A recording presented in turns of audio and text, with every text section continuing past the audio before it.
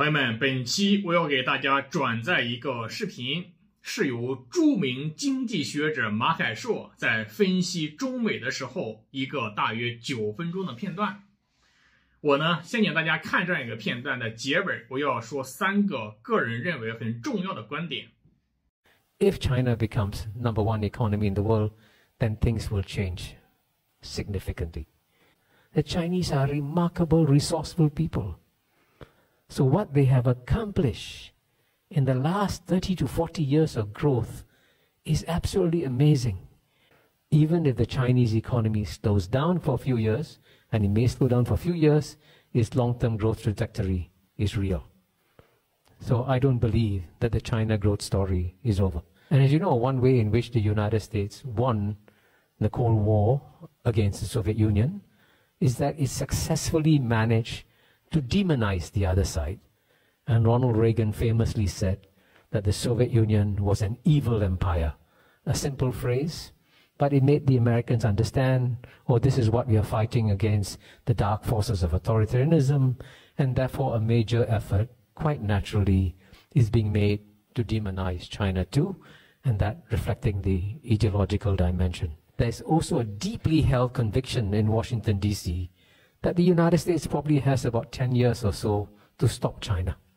Because the United States has calculated quite rationally that if China's economy continues to grow, if China becomes #1 economy in the world, then things will change significantly.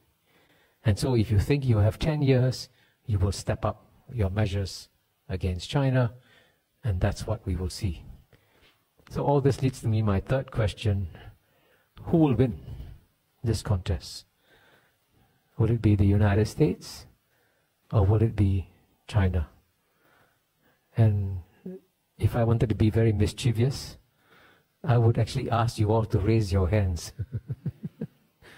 But I won't. I won't be mischievous, because I've done this so many times. I know that when I give this speech to an American audience, and I go frequently to the United States. I was a visiting scholar at UPenn earlier this year. I'll be going to Harvard later this year. You can tell, for many Americans, the question doesn't even arise. Of course, if it's going to be a contest between the United States and China, United States will win. What's the question, right? It's not even, it's inconceivable that China could even win this contest. But increasingly, when I give these speeches about US, China to Asian audiences, I find increasingly, to many Asian audiences, the feeling is that it's China that is winning the contest.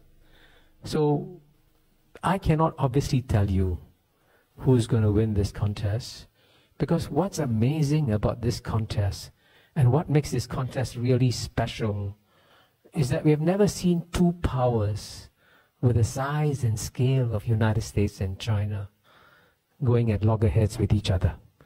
The Soviet Union never came close to overtaking the American economy in the way that China is doing so.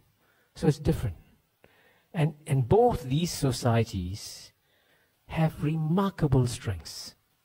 And I'll just mention perhaps 3 remarkable strengths of China and 3 remarkable strengths of the United States.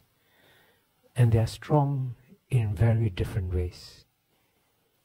In the case of China, if I had to list 3 remarkable strengths, the first one I would mention, which is an obvious one, that it represents the world's oldest continuous civilization. Some say 5,000, some say 4,000 years old. But there's no question that China is the world's oldest continuous civilization. And if any civilization has shown its resilience over a long period of history, it is Chinese civilization. So that is the contest that the United States is undertaking. And the second advantage that the China has is that its leaders are among the most motivated leaders in the world, because they all remember still vividly the century of humiliation that China suffered from 1842 to 1949. So quite often, when the West takes actions against China, many in the West are not even aware that they're reviving memories of the centuries of humiliation. And the more you revive the memories of the centuries of humiliation, the more you motivate the Chinese leaders to struggle even harder. And I can tell you that when Canada, in my view, unwisely detained the daughter of the founder of Huawei, I thought that was a huge mistake, because that's what you're going to do. You're going to remind the Chinese of the century of humiliation. And that motivation is a very powerful force in China. And the third remarkable strength that China has, as we all know, and it's strange that I should be saying it as an Indian to an audience which is primarily Chinese, that the Chinese are remarkable, resourceful people. So what they have accomplished in the last 30 to 40 years of growth is absolutely amazing. Now, as you know, right now, as you and I speak, there's a consensus in the Anglo-Saxon media that the China growth story has peaked. China cannot grow anymore. The China growth story is over. And you know, anyone who has any sense of history will say that you just cannot switch off the energy of 1.4 billion people after the energy has been ignited. Even if the Chinese economy slows down for a few years, and it may slow down for a few years, its long-term growth trajectory is real. So I don't believe that the China growth story is over.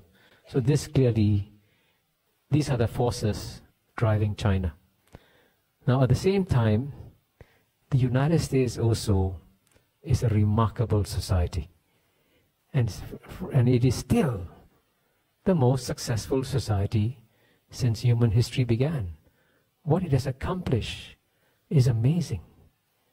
And but the interesting thing is that it does so in ways that are very different from China. So the first remarkable strength that the United States has is that within the United States, you have an amazing process of Darwinian contestation in American society in every sphere. In politics, in economics, in culture, in every sphere. And this Darwinian contestation that goes on daily creates individuals who are amazingly strong. And that's why the United States can constantly create world-beating corporations, because it's a result of individuals constantly contesting each other. But it's that process of contestation that makes America such a strong society and keeps it going. And the second remarkable strength that the United States has is that if China has access to 1.4 billion resourceful people, United States has access to 8 billion people. Because the best talents from all over the world, if they're looking for an opportunity, they try in one way or another to find their way to the United States, and they know that if they're good, if they're capable, they'll rise, they'll find the opportunities in American society. And that's why United States, in the United States, some of the largest corporations, in fact, some of the largest corporations, not just in the United States, but largest corporations in the world. So that's a competitive advantage that the United States has. And the third remarkable strength that the US has is that it has a remarkable culture of innovation. You know, that's why in the leading fields, it's always Americans that come out with breakthrough advances. And I can tell you, when I spent 2 weeks this year at the University of Pennsylvania, when you spend time in a leading American university, you can feel it. You can feel it. You can feel this drive, determination to excel and to do well. So these are all remarkable strengths, which is why future historians, when they look back at our time, will be amazed, because they're seeing this contest between two remarkably strong and powerful societies. And so it's anybody's guess as to how it'll evolve. 第一个观点，说苏联呢，说句心里话，我个人对其没有太多的感觉。有些时候呢，我并不喜欢这样一个经济体。它呢解体了，它活该。它的解体不代表社会主义的失败，只代表苏共领导人在后期集体堕落，那种堕落的景象令人发指啊！所以说它就应该解体。所以说呢，我不太愿意有很多学者把中国和苏联进行比较，这是完全不一样的国家。苏联当时重工业和美国可以并驾齐驱，但是民生领域呢，轻工业领域呢，差得太远了。而中国现在呢，重工业比他们西方国家加在一起都强大，轻工业也是如此，完全不在一个层面，对吧？第二个观点，中美呢在和对方进行竞争的时候都具有重大优势。马凯硕各自列举了3个，这是他的一家之言。他没有给出最终谁能够赢得胜利，这的确是一个非常难的问题。但是我认为我们还是要看2个国家的底色。中国和美国进行竞争，咱们的底色是什么呀？互利共赢。不光是和美国互利共赢，是和全世界所有国家都能够互利共赢。而美国呢？美国不是如此美国它的底色就是我美国要赢，我美国优先，至于其他国家的人民是死是活，美国人不管。所以2个国家的底色就代表了2个文明的底色，它是不一样子的。所以按照我们中国人的文化传统，那就是我们是得道多助，美国是失道寡助。所以虽然各有优势，但是我们认为中国最终会赢得胜利，因为我们代表了更多的人的利益。就像这次关税战争就是一模一样，美国只为自己对全世界加征关税，中国呢带领全世界国家对抗美国的保守主义，这是2个根本的不同。所以我们认为我们更容易胜出，但美国人可能认为他更加容易胜出那是文明的不同，就来竞争吧。第3个观点，马凯硕呢是印度人，所以呢，如果从人种来说，他的确是印度之光，但是呢，他却不能够为印度政府服务，也不可能为印度政府服务，因为印度政府根本容不下这样非常有远见卓识的人。莫迪政府现在呢，就喜欢那些口嗨的人，但又不干实事的人。